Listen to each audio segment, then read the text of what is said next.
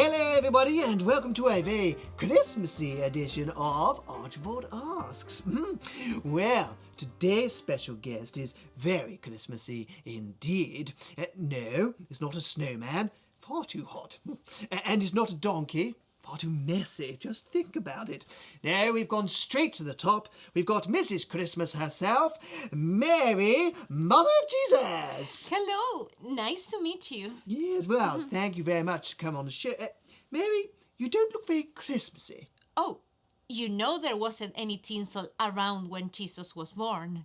Really? No, just a lot of hay and cowpoo. Right.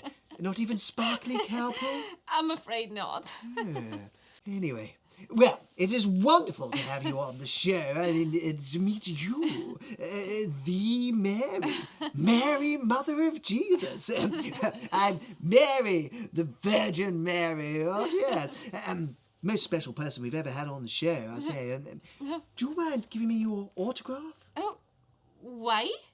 Well, because you're Mary, you're famous. Well, perhaps, but I'm really nothing special. And modest too.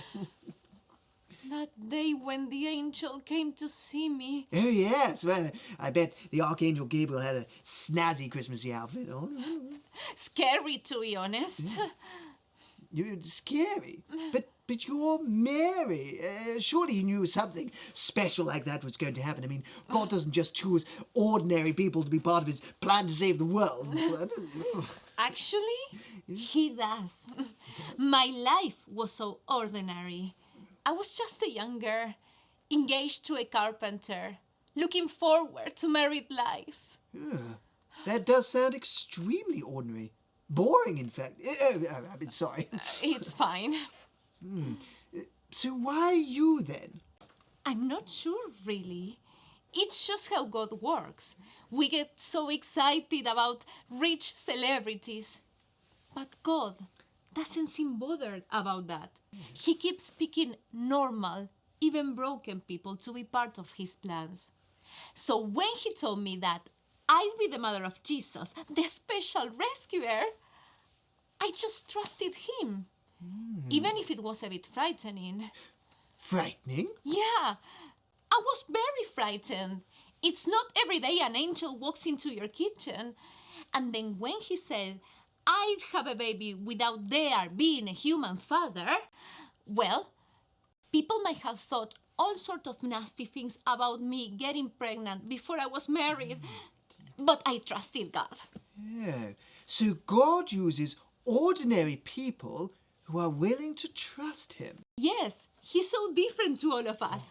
It's all a bit topsy-turvy if you ask me. Just look at what happened to Jesus when he grew up. Yeah. How do you mean? Well, he never led any armies No? or wrote any books. He didn't even travel very far.